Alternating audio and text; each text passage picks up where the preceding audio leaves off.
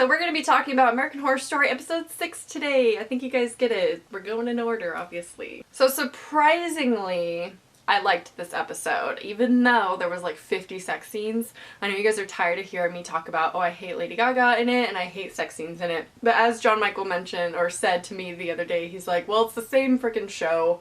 It's the same thing over and over again, so of course I'm gonna have the same kind of commentary for those things, but let's just stop talking about that completely. So this one kind of had a little bit more of the wife, Alex, you know, the detective's wife. Not my favorite character in the show by any means. I think her storyline's a little bit boring, and I've seen a lot of you guys say how the children are the worst part of the show, and I agree. I feel like, why are they there? Like, they haven't addressed them at all, really, or what they are, even. So yeah, definitely the worst part of the show. I think it's so boring.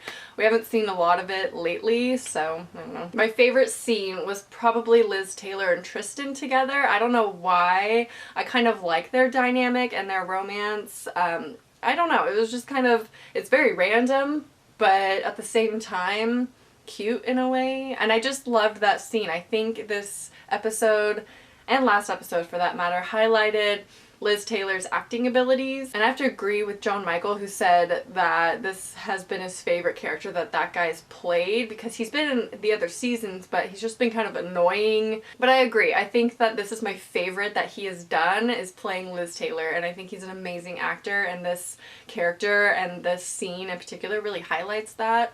It just felt very natural, and their dynamic just felt very real. So when we see them actually confront the Countess and ask, or not really ask, but tell her that they're in love, and that ends up being very dramatic and very sad at the same time. Gaga then kills Tristan, and Liz Taylor heartbroken, and I'm a little bit worried because I don't know. Wow. I didn't even have a warning on that one. I'm a bit worried. I'm a bit worried about whether or not they're going to turn Tristan into a vampire, because regardless if they do or don't, Liz Taylor's still going to be heartbroken over it, because she is not a vampire. She ages, she's mortal, and Tristan was as well. But I think the coolest part, and I know some people are going to have mixed feelings about this part of the episode with the two girls coming back, the French girls from the first episode coming back, and that this shows that they basically is playing it just like Murder House. They even said in the episode, you can't leave if you die here, and that is exactly what happens at Murder House. I can't forget to mention the fact that we see Murder House in this episode. How did I forget that? The opening scene is Lady Gaga stepping out of the car, going to the doctor who is in Murder House and trying to fix her problem of being pregnant. She ends up actually giving birth to it, and it is a creature thing that we see at the very end of the episode, which is kind of awesome. Like, I thought it looked really cool. Oh, and I should mention that I really like the gore in this episode. I'm glad they're bringing back the gore, lots of blood, although I don't like it in the sexual aspect, but still blood and gore in the sense that the rotten girl who had committed suicide at the hotel is like killing people. I thought she looked really good and like creepy. But the two girls, okay, so they're trying to find their purpose, and they're getting this advice from Lady Gaga's ex-love interest, whatever. Like, you just have to do something so you don't relive the same thing over and over again. You have to find your purpose for the hotel. They decide they're going to be sexual beings, and that's their purpose.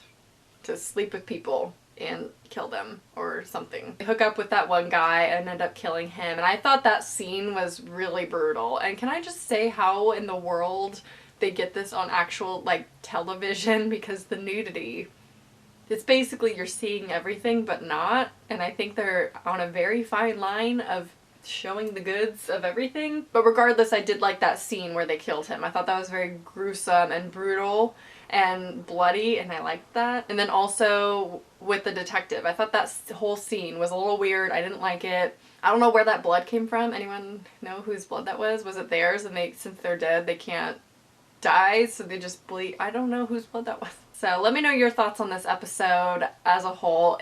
As a whole, I liked it. Individually, different parts, I didn't like everything, but so far so good, and I still retain my opinion of that I really like this season so far. I think it's cool, and I'm glad that they're adding a lot of horror elements to it in different ways. So let me know your thoughts down below. I hope you enjoyed, and I'll talk to you soon. Bye.